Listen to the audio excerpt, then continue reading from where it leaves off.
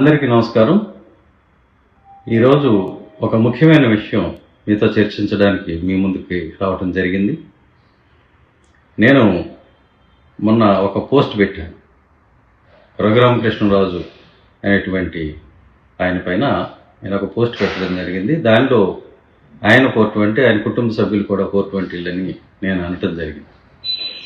చాలామందికి అర్థం కాల నేను అలా ఎందుకు అన్నాను అని. అంటే అదేదో వ్యక్తిగతమైన కోపంతో అన్నానేమో అని చాలామంది ఒక భ్రమలో ఉన్నారు.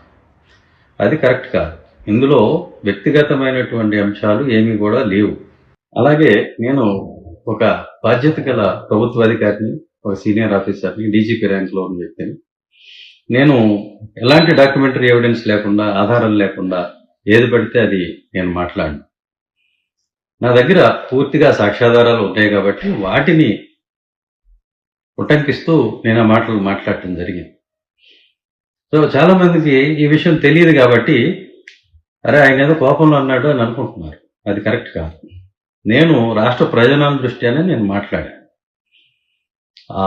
ఎఫ్ఐఆర్ సిబిఐ పెట్టినటువంటి ఎఫ్ఐఆర్ కాపీ నేను ఈరోజు ఫేస్బుక్లో, ట్విట్టర్లో కూడా నేను పోస్ట్ చేయడం జరిగింది. 20 పేజీల డాక్యుమెంటు మీరు మొత్తం చూడొచ్చు. అందులో దానిలో ఐపీసీ 420 సెక్షన్ ఉంది, అంటే చీటింగ్, క్రిమినల్ కాన్స్పిరసీ ఉంది, కుట్ర ఉంది, 120B కాన్స్పిరసీ, ఇవన్నీ కూడా ఉన్నాయి.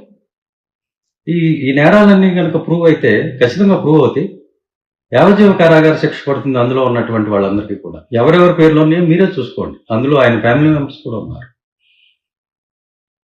ఆ నేరం యొక్క విలువ 945 కోట్లు.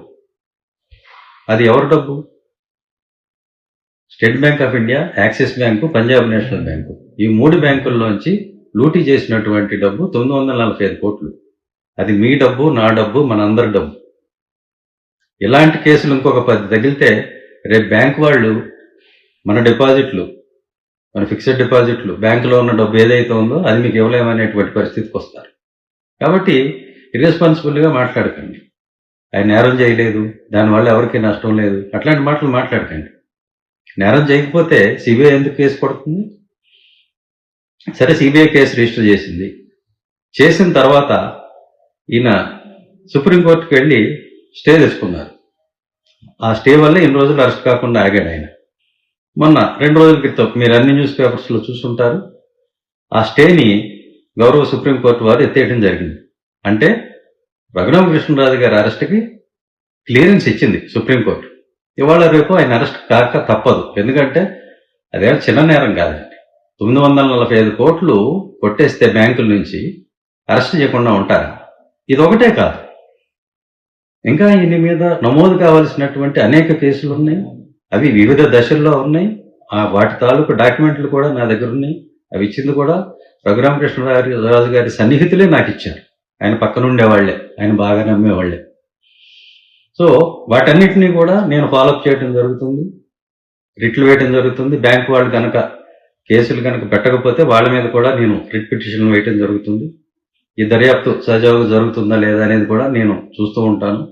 నేను కూడా అవసరాన్ని బట్టి ఇంప్లీడ్ అయ్యి, నాకు స్టేట్ బ్యాంక్ ఆఫ్ ఇండియాలో అకౌంట్ ఉంది, నా డబ్బులు పోయినాయి కాబట్టి నేను కూడా పార్టీ అవుతాను. నేను కూడా ఇంప్లీడ్ అయ్యి ఆ కేసులు నేను ఫాలోఅప్ చేస్తాను. సో ఇక్కడ విషయం ఏంటంటే, క్లుప్తంగా ఈయన వ్యక్తిగత హోదాలో రఘురామకృష్ణరాజు అనేటువంటి వ్యక్తి ఐపీసీ 420 సెక్షన్ కింద అరెస్ట్ అయితే అది వ్యక్తిగా ఆయనకు సంబంధించిన విషయం అవుతుంది.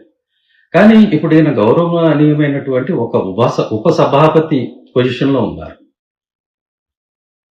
మరి ఆ పొజిషన్లో ఉండి అరెస్ట్ అయితే అమరావతి నుంచి తీసుకెళ్తే రేపొద్దున నేషనల్ మీడియా అంతా కూడా ఏముంటుంది? సరే, లోకల్ మీడియా అంటే కప్పెట్టేస్తుంది అనుకోండి, వాళ్ళు చెప్పరు. కానీ నేషనల్ మీడియా అంతా కూడా ఏం చెబుతుంది? Deputy speaker of Amaravati has been arrested in a bank fraud అంట. అట్లాంటప్పుడు మన అమరావతి బ్రాండ్ ఇమేజ్ ఏమవుతుంది? ఆంధ్రప్రదేశ్ రాష్ట్ర పరువు ఏమవుతుంది? ఒక వ్యక్తి అరెస్ట్ అయితే అది వ్యక్తిగతమైన విషయం అని అనుకోవచ్చు. కానీ ఇక్కడ ఒక రెస్పాన్సిబుల్ పొజిషన్లో ఉన్న వ్యక్తి అరెస్ట్ అయితే it reflects on the state, it reflects on the image of the state and the brand Amaravati.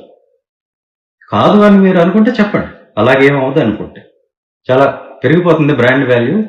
ఇలాంటి గౌరవనీయమైనటువంటి పొజిషన్స్ లో ఉన్న వాళ్ళు ఇంకా 10 మంది అరెస్ట్ అయితే ఇంకా బ్రాండ్ వాల్యూ పెరుగుతుందని మీరు అనుకుంటే చెప్పండి. కాబట్టి నేను చెప్పేది ఏంటంటే ఇది మన రాష్ట్ర పరువుని కాపాడుకోవాలి, బ్రాండ్ అమరావతిని కాపాడుకోవాలి. కాబట్టి ఇన్ని ముందు తక్షణం ఆ ఉపసభాపతి పొజిషన్ నుండి తక్షణం తొలగించండి, ఎమ్మెల్యే నుంచి కూడా తొలగించండి. ఆ తర్వాత చట్టం తన పని తాను చేసుకుపోతుంది. అది వ్యక్తిగా ఆయన మీద రిఫ్లెక్ట్ అవుతుంది తప్ప రాష్ట్రం మీద రిఫ్లెక్ట్ కాదు. మన రాష్ట్ర ఇమేజ్ని మనం కాపాడుకున్న వాళ్ళం అవుతాం. ఇది మాత్రమే నేను చెప్పదలుచుకున్నాను. నేను చెప్పిన దాంట్లో ఏం తప్పులేదు.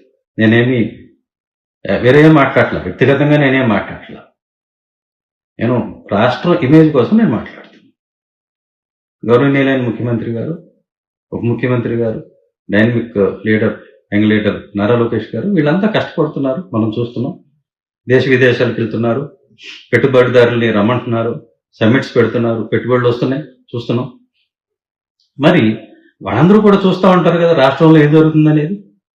మరి రాష్ట్రంలో ఇంత పెద్ద ఆర్థిక నేరగాడు ఒక కీలకమైన స్థానంలో ఉపసభాపతిగా ఉన్నాడు, సిబిఐని అరెస్ట్ చేసింది అని అంటే వాళ్ళకి ఎలాంటి ఇంప్రెషన్ వస్తుంది? దయచేసి ఆలోచించండి. ఇందులో నాకు వ్యక్తిగతమైన కోపం ఏమీ లేదు, ఒక రాష్ట్ర పౌరుడిగా మాట్లాడుతున్నా.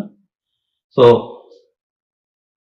అది వ్యక్తిగతంగా ఆయనతో పోనివ్వండి, రాష్ట్రం మీదకి తెచ్చుకోకుండా అని మాత్రమే నేను చెప్తున్నాను. So this is all my request, humble request. So thank you all. జై అమరావతి, జై స్వర్ణాంధ్రప్రదేశ్.